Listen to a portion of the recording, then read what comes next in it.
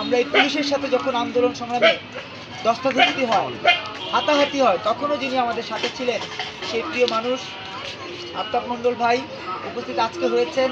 আমাদের প্রিয় রায়হান ভাই, যিনি উত্তরাঞ্চলে আমাদের এই রাজনীতিকে বেগবান করার জন্য, নিবেদিত হওয়ার জন্য আজকে আমাদের সাথে সম্পৃক্ত হয়েছেন, আগামীতেও আমাদের সাথে থাকবেন। সেই রায়হান ভাইকে কৃতজ্ঞতা জানাচ্ছি, হোসেন ভাইকে কৃতজ্ঞতা জানাচ্ছি আমাদের সংবাদ যোদ্ধা মিঠু ভাই, কৃতজ্ঞতা জানাচ্ছি নতুন ধারার মিডিয়া সেলের যিনি দায়িত্ব নিয়ে গত প্রায় এক যুগ ধরে আমাদের এই সংবাদ, আমাদের গণমাধ্যমের সাথে সম্পৃক্ততা তৈরি করে দিচ্ছেন।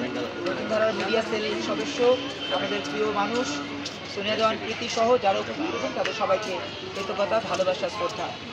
আজকে ভূমিকা বড় করে দিতে হচ্ছে এই কারণে যে নতুন ধারা বাংলাদেশ এনডিবি কৃতজ্ঞতা রাজনীতি করে, কৃতজ্ঞ চিত্তে স্মরণ করে সেই সব মানুষদেরকে যারা আমাদের স্বাধীনতা এনে দিয়েছে, আমাদের বাংলা ভাষায় কথা বলার যে অধিকার সেটি এনে দিয়েছে আমাদের ভাষা আন্দোলনের শহীদরা। আমাদের নতুন ধারার রাজনীতিকে বেগবান করার জন্য যারা নিবেদিত ছিলেন তাদেরকে কৃতজ্ঞতা ভরে স্মরণ করে। বিশেষ করে আমরা কৃতজ্ঞতা জানাই পাগল মন রে মন কেন এত কথা বলে এই গানের গীতিকার আহমেদ কায়সারকে, কৃতজ্ঞতা জানাই নতুন ধারা বাংলাদেশ এনডিবির প্রেসিডিয়াম মেম্বার বীর মুক্তিযোদ্ধা কৃষক বন্ধু আব্দুল মান্নান আজাদকে, কৃতজ্ঞতা জানাই নতুন ধারা বাংলাদেশ এনডিবির presidium member lion doctor Abul Kashem ভুইয়াকে, লায়ন ডাক্তার রাশেদা বেগমকে, কৃতজ্ঞতা জানাই আনোয়ার হোসেন সাইদি ভাইকে, কৃতজ্ঞতা নতুন ধারার অন্যতম অভিভাবক ভাষা সৈনিক রেজাউল করিমকে, নতুন ধারার সাথে সম্পৃক্ত সকল ভাই বন্ধুকে কৃতজ্ঞতা জানাই যারা এই মুহূর্তে আমাদের সাথে নাই, কিন্তু উত্তরে, দক্ষিণে, পূর্বে, পশ্চিমে নতুন ধারার জন্য নিবেদিত হয়ে কাজ করছেন সেই সকল মানুষকে কৃতজ্ঞতা জানাই। একই সাথে আজকে যারা উপস্থিত রয়েছেন তাদের উদ্দেশ্যে বলতে চাই, নতুন ধারা বাংলাদেশ এনডিবি অল্প অল্প করে 12 বছর পার করেছে, কিন্তু মহাজোটে যায়নি, যুগপথে যায়নি, মঞ্চে যায়নি, মোর্চায় যায়নি, এমনকি অ্যালায়েন্স, আমাদের যে কমিউনিস্ট যে অ্যালায়েন্স সেই অ্যালায়েন্সও যায়নি। কারণ এই পর্যন্ত যতগুলো জোট হয়েছে কোনো জোটই ভোট নেওয়ার পরে আমাদের কথা মনে রাখেনি। কি রেখেছে? আমাদের কথা মনে রাখলে আজকে প্রতিনিয়ত যে অন্যায় অপরাধের শিকার আমরা হচ্ছি সেই অন্যায় অপরাধের শিকার আমরা হতাম না। এই শিক্ষার্থীদের যে আন্দোলন, সেই আন্দোলনের মধ্য দিয়ে আমরা প্রতারিত হতাম না। আজকে আমরা প্রতারিত হয়েছি, বলতে কোনো ভয় নেই যে আমরা প্রতারিত হয়েছি। আজকে তারা বলেছে বৈষম্য দূর করবে, কিন্তু তারা বৈষম্য যুক্ত করেছে, বৈষম্য যুক্ত করে নতুন দল করেছে। সেই নতুন দলের নেতৃত্বে আসার জন্য চাঁদাবাজি করেছে। কর্পোরেট হাউসগুলো থেকে কোনো কর্পোরেট হাউসের থেকে 1000, 1500, 2000 কোটি টাকা চাঁদাবাজি করেছে।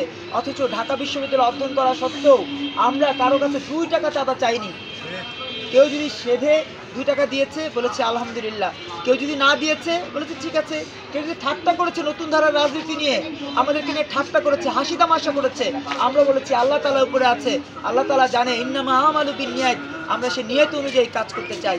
নতুন ধারা বাংলাদেশ এনডিবির পক্ষ থেকে বলতে চাই 2018 সালে গুম করা হয়েছে, আমাকে নির্যাতন নিষ্পেষণের শিকার হয়েছে নতুন ধারার নেতাকর্মীরা, জেল খেটেছে, জুলমের শিকার হয়েছে।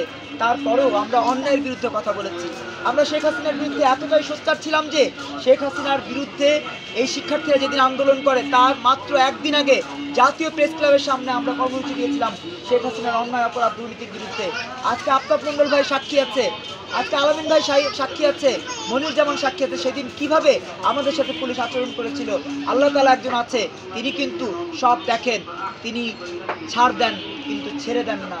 তার প্রমাণ আজকে শেখ হাসিনা দেশের বাইরে। সেই দিন যদি আমাদের সাথে ওই রকম নেককারজনক ঘটনা না ঘটতো, আজকে শেখ হাসিনার এই পরিণতি হতো না বলে আমরা বিশ্বাস করি। নতুন ধারার রাজনীতিকেরা সংখ্যায় যত অল্প বা যত বেশি পরিচয় হোক না কেন, নতুন ধারার প্রতিটা নেতাকর্মী হৃদয় থেকে নতুন ধারার রাজনীতি করে। আজকে ডাক্তার নূরজাহান মীরা বলেছে যে ঈদ উপলক্ষে তারেক রহমান তো বড় বড় গিফট পাঠাবে, ছাত্র দলের নেতাদেরকে পাঠায়, যুব দলের নেতাদেরকে পাঠায়, মূল দলের নেতাদেরকে পাঠায়, শ্রমিক দলের নেতাদেরকে পাঠায়, কিন্তু এই টাকার উৎস কোথায় সেটি আজকে আমরা জানতে চাই। আমরা জানতে চাই টাকার উৎস কোথায়। তাদেরকে আলাউদ্দিনের চারা গাছে ঘষা দেয় আর এত টাকা আসে, সেই টাকা দিয়ে তারা গিফট পাঠায়।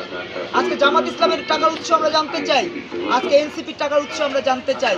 আমরা বলতে চাই বাংলাদেশকে কেউ ভালোবাসেনি, শুধু চাঁদাবাজি, ধান্দাবাজি, দুর্নীতি করে ক্ষমতাকে কুক্ষিগত করার চেষ্টা করেছে। সর্বশেষ আপনাদেরকে প্রমাণ দেই, ডক্টর ইউনূস যে ক্ষমতায় আছে 8 মাস হয়ে গেছে, আমরা কি কোনো মুক্তি পেয়েছি? দুর্নীতি কমেছে? চাঁদাবাজি কমেছে? কমেনি। বিনিময়ে আমরা পেয়েছি তার গ্রামীণ ব্যাংককে শক্তিশালী করার, হৃষ্টপুষ্ট করার